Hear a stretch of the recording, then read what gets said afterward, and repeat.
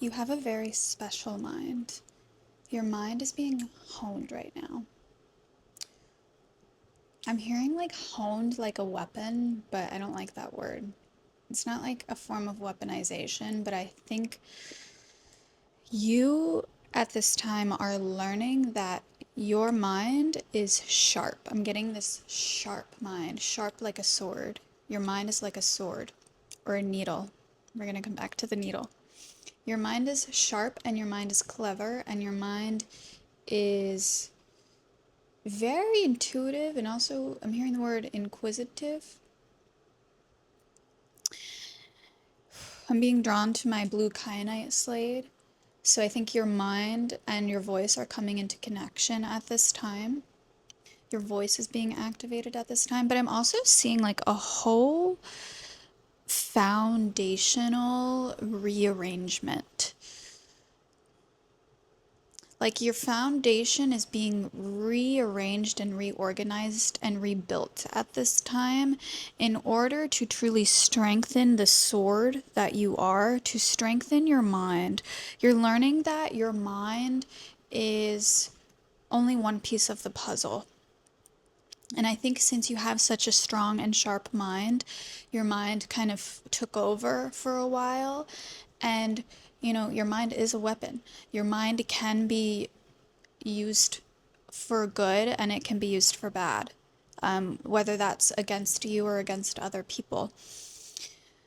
I'm seeing, coming back to the needle, like your mind is like a needle and it's very special. It's like a needle in a haystack. Okay, that's what I'm hearing. I've been getting that phrase all day actually. Your mind is like a needle in a haystack.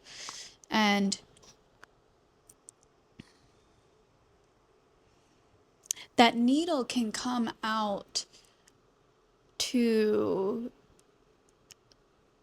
there's something about your mind being hidden in plain sight. You're like a shapeshifter, okay? So you can play a lot of different parts. You may even play dumb at times. That could be a confirmation or a synchronicity. This could be a version of your past self or a part of your current self where sometimes you play dumb or you have played dumb in the past.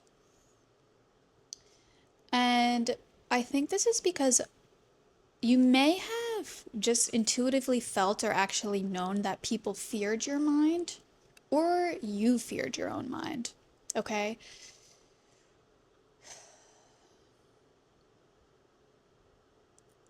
And so you learn to wear a lot of different faces. Your mind is like a needle in a haystack. And so since your mind is so special and sharp and clever and intuitive, you had to kind of stuff it away. And so sometimes it will make an appearance and it's very surprising. And sometimes it might stab people. I feel like you almost, okay, this is interesting. I'm getting through this, like, sometimes you say things that are so, you may suffer from like brutal honesty. Like, when you actually let out your, when you actually let your mind go and you actually let your mind speak truthfully, I feel like you had to overcome a lot of like being brutally honest because you thought that was helpful to people. And a lot of people don't find that helpful, right? I'm like, I have been that person who's been brutally honest because I thought that was like serving someone. I've also been on the other end of like brutal honesty. So I know what it's like to face someone's brutal honesty and for them to think it's going to be received well when it's the opposite, in fact, right? So you may have learned this lesson more than once of like, your mind is so sharp, and so you may actually pick up on things that other people are not ready to know or hear or understand. And so when you share them, you may have shared them in a space that just collectively was not ready for the information you were giving, or maybe the ideas you were proposing, because your mind was,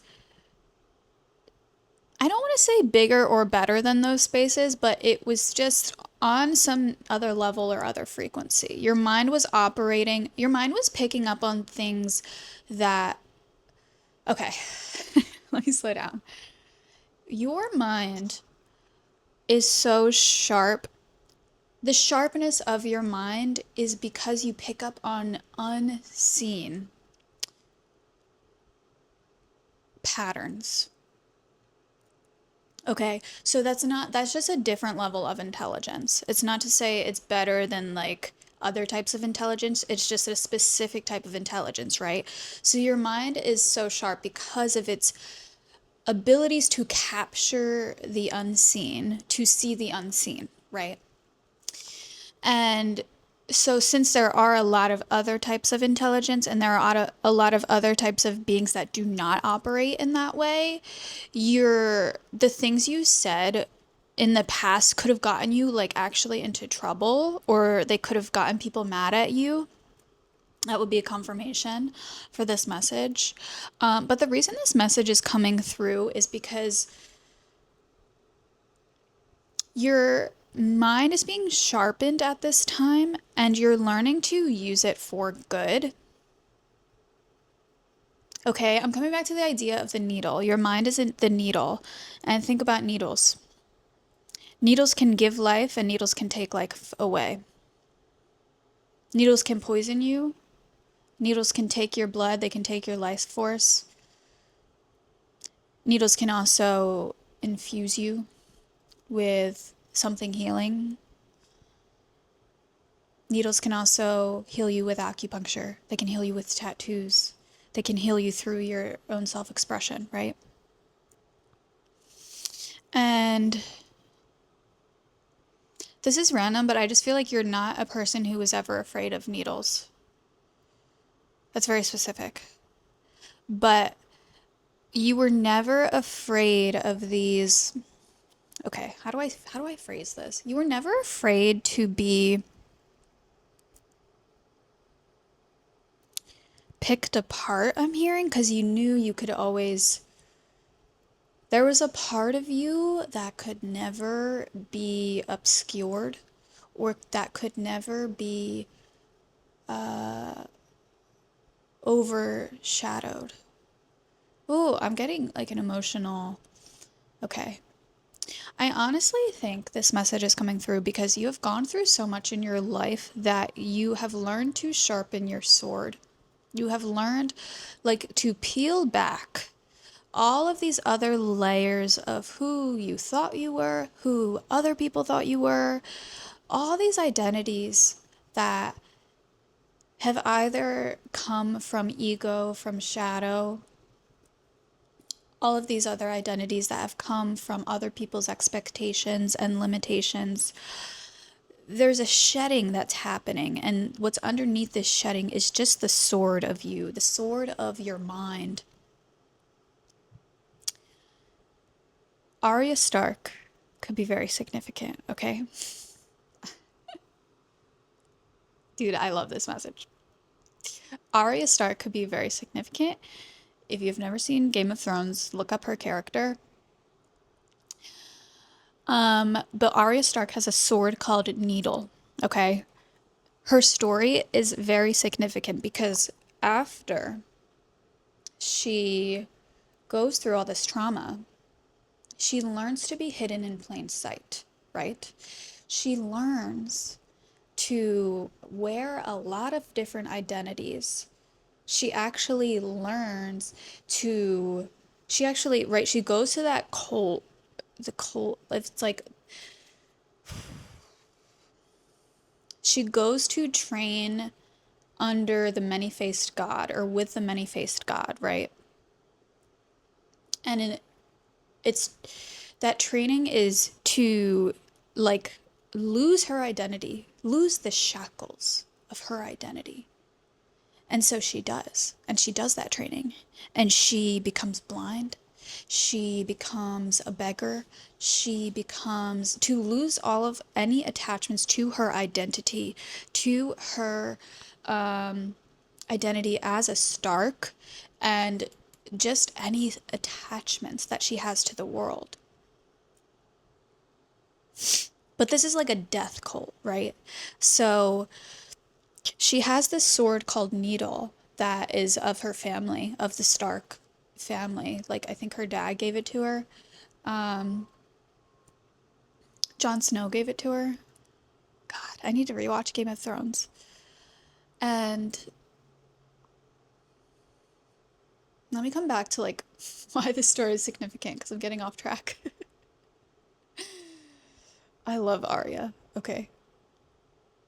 You could have just always resonated with the character of Arya. The way she completely rejects anything that tries to box her in. Anyone that tries to tell her what to do, she's like, no, that's not me. I'm not doing that. Even in this very limited, station that she's growing up in. And then she faces trauma, and she has to run. She has to go on the run, and all of these things. So her trauma kind of shapes her into losing her identity, into hiding. Her trauma puts her into hiding.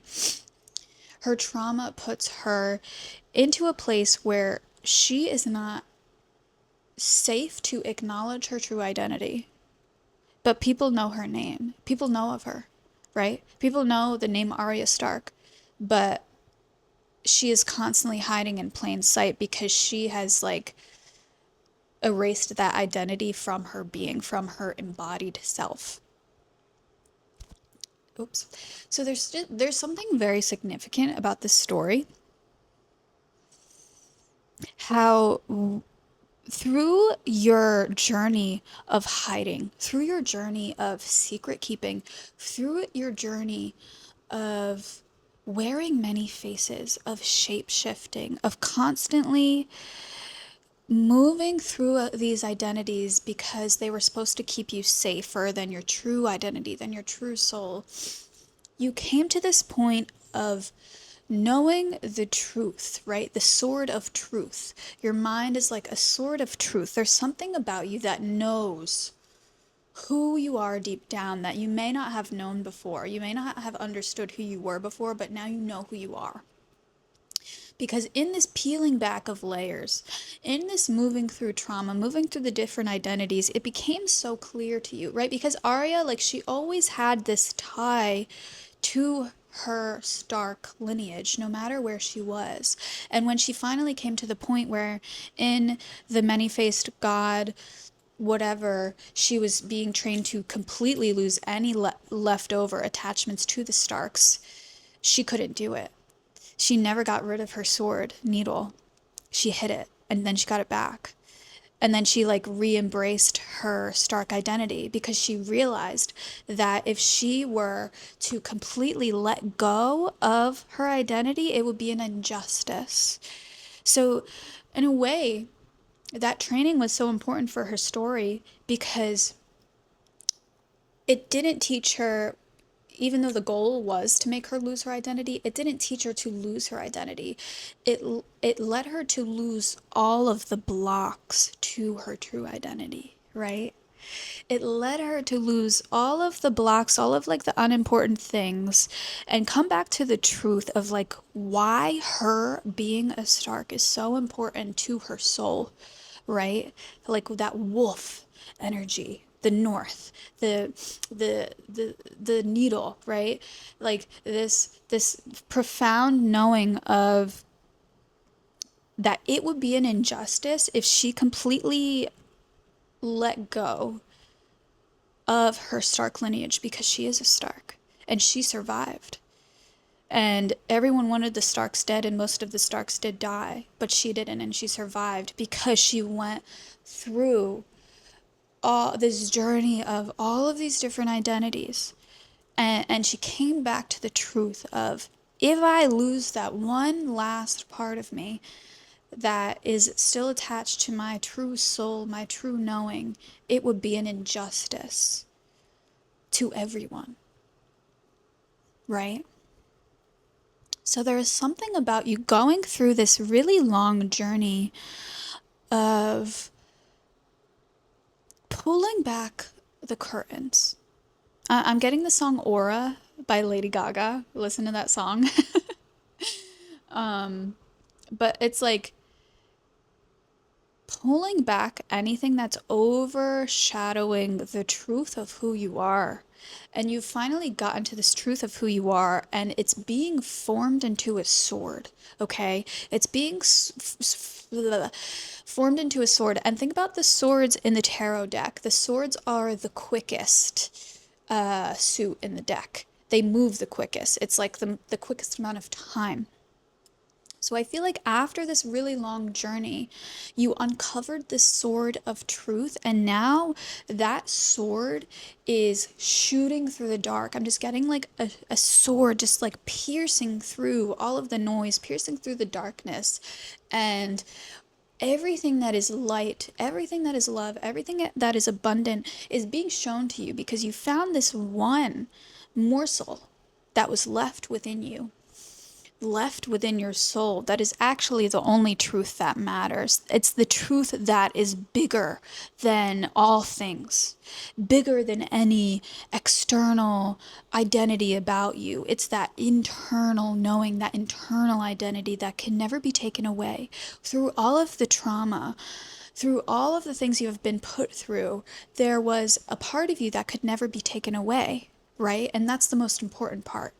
Yes, there are things that can hurt us, that can hurt, like even hurt our skin, hurt our physical body, or hurt our emotional body, hurt our energy, but it can never taint that truth that is you. It can never, like, I'm just seeing like an impenetrable sword. I'm getting like King Arthur's sword. I don't know why that just came in my head, but like, what's that sword called? If you like are into swords and like swords and fantasy, that's just another confirmation. Um, I'm getting thrown off. Oh, you know what else I was getting? This is funny. I was getting I am the rock against which I am the rock against which the waves crash. You are steady, you are stable. Again, it's that impenetrable soul. Your soul is impenetrable, right? And that's actually from, what's the book in Akatar? A Court of Thorns and Roses. But it's the book with Nesta. Why am I forgetting what it's called? But it's when they're learning like meditation. They're learning to meditate. Her and Gwyn are learning to meditate to become warriors, right? I feel like all of this time has been training you as a warrior, and it's not even so you can fight. It's just so you can embody this strength that shines through everything and that takes over everything. Because it is the strongest thing in the room. You are the strongest thing in the room. You are the strong, like, your strength overshadows and overpowers any other identities that people want to put on you, any other boxes that people want to put you in, any shadows or misaligned identities that have come up in you. They have all been shed, and you have come to this sword of truth, this knowing, this rock against which the shore crashes that can never be moved. It is immovable. Okay? I'm being guided to kind of help you form this sword, help you, like, what's the phrase? Help you shine the sword, or help you, like, words are failing me. Help you just like formulate this sword by giving you like a routine.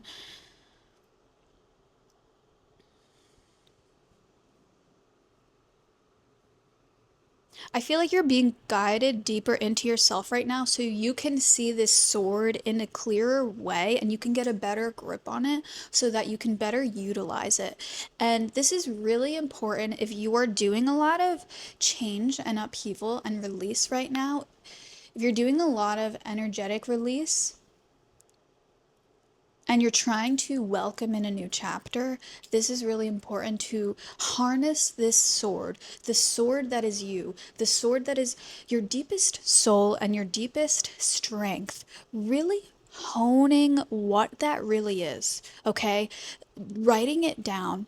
I want you to write down the question, what is my soul's deepest truth? And then just start writing.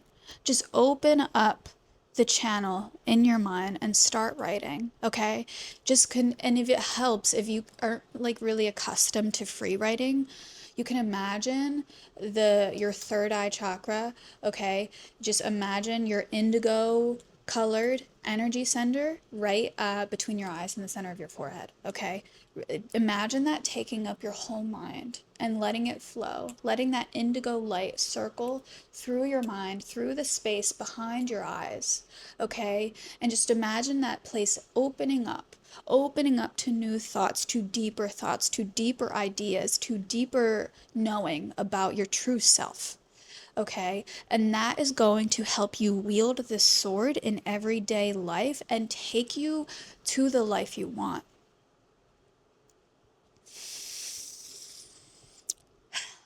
Okay. I think that is the message. And what a lovely message it was. If this resonated with you, please let me know. I would love to hear from you. I would love to know who you are. I would love if you would like to share what you felt in your soul throughout this message, or what you are learning about your soul, or what you intend to learn about your soul and the truth, that sort of truth that is you. What is your truth? What is your deepest truth? Okay. Yeah, that's all. Thank you so much for being here. Um, if you want to connect with me deeper, you can go to my website, purplesightehealing.com. I do personal readings, I do personal distance Reiki sessions. I also have some like downloadable healing exercises that you can purchase. I also have some free downloadable things on there. Yeah, so definitely check out my website. And otherwise, I will see you in the next reading or the next Reiki session.